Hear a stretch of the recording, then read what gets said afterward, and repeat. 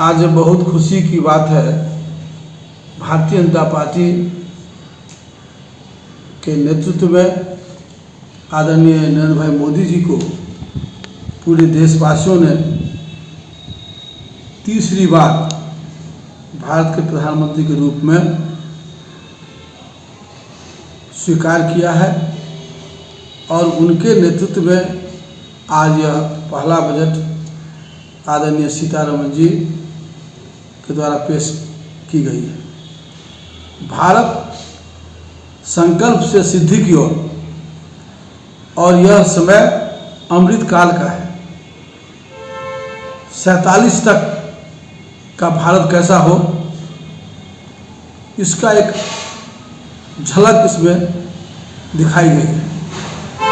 यह बजट आम जनों के लिए, सभी वर्गों के लिए, सभी राज्यों के लिए उचित, सम्मानजनक और ऐतिहासिक बजट पेश की गई है। इस बजट से पूरे देश में हर समाज को फायदा होगा। राज्य के कोष में काम करने की जो तरीका थी उसमें कुछ बदलाव आएगा। खासकर सौर ऊर्जा,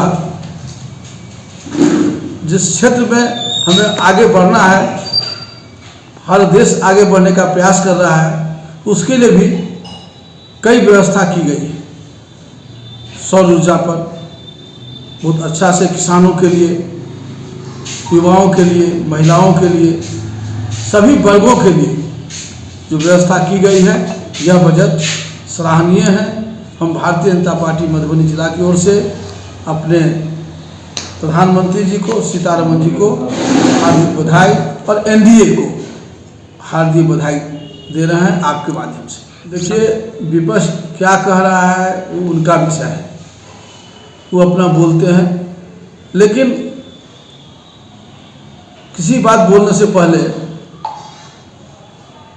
निगेटिव नहीं बोलना चाहिए। उनका जो अपना धर्म है वो निभा रहे हैं, लेकिन नेतृत्व करने वाले जो होते हैं विपक्ष के लोग, हम लोग भी विपक्ष में थे, हम लोग भी विषय को रखते थे, हमारा दल भी रखता था, लेकिन हर विषय को आप देखे हुए आज के सांसद में हमारे मुख्य अतिथि दूसरे देशों से आए हुए हैं इस सत्र को देखने के लिए। वो बैठे हुए हैं, सबका परिचय हमारे जो लोकसभा के अध्यक्ष हैं उन्होंने परिचय भी करा दिया था शुरू में ही। उसके बावजूद भी आप अपने को संयमित नहीं रख रहे हैं, तो क्या मैसेज देना चाहते हैं विदेश में, वो आपका विषय है। हम लोग या आम जनता इस बजट को सराहना कर रही है। विशेष राज्य का दर्जा में टेक्निकल कुछ बात है जो नहीं दिया जा सकता है, उसके लिए बहुत कानूनी दावपेच है, लेकिन विशेष पैकेज तो दिया जा सकता है जो दिया गया है। अब बिहार के नाम कई बार लोकसभा में ली भी गई है, जिसके लिए कुछ राज्यों के लोग अथी भी कर रहे थे। विपक्ष बराबर हो सकता है, लेकिन निरर्थक, सार्थक नहीं। सार्थक अगर हो तो कुछ कहा भी जा सकता है, लेकिन जिसका माइंड ऐसा है कि हम सिर्फ विरोध करेंगे, तो निरर्थक विरोध से देश नहीं चलता है। देश को चलाने के लिए सार्थकता और सत्य से परे बात नहीं कर सकते हैं। बिहार के लिए 26,000 करोड़ का विकास के काम के लिए स्पेशल बिहार के लिए प्रावधान किया गया है। यहाँ 3 एक्सप्रेस हाईवे यहाँ बनेगा। गंगा नदी पर 2 लेन का पुल का निर्माण होगा। प्रधानमंत्री सूर्य योजना के अंतर्गत 1 करोड़ लोगों को घरों पर सोलर लाइट लगाया जाएगा, जो 0 रुपीज में सभी को बिजली मिलने का काम करेगा। विद्यार्थियों को लिए 3% पर, सालाना 3% पर उनको लोन मिलेगा पढ़ने के लिए। आज तक इस आजाद भारत में पहली बार नरेंद्र मोदी की सरकार ने विद्यार्थियों पर ध्यान देने का काम किया है। इस देश के अंदर रोजगार के सृजन के लिए 50,000 करोड़ लोगों को लिए व्यवस्था करने का काम हो रहा है। यानी कुल मिलाकर के ये बजट गांव, गरीब, किसान, मजदूर, महिला के लिए संपूर्ण रूप से विकसित करने का काम नरेंद्र मोदी के सरकार में हुआ है।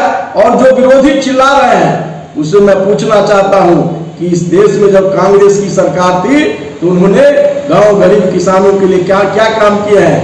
आज कृषि आधारित उद्योग लगाने के लिए इस बजट में प्रावधान किया गया है। किसानों की आय दुगुनी किस तरह होगी उसके लिए इस बजट में प्रावधान किया गया है। महिलाओं का आत्मसम्मान किस तरह बढ़ेगा इस बजट में काम किया गया है। नौजवानों का रोजगार का सृजन किस तरह होगा इस बजट में काम किया गया है। गरीबों को 24 घंटा मुफ्त में बिजली किस तरह से मिलेगी इसके लिए पीएम सूर्य योजना का इसमें प्रावधान किया गया है। कुल मिलाकर यह बजट गांव गरीब किसानों का बजट है, महिलाओं का बजट है, नौजवानों का बजट है।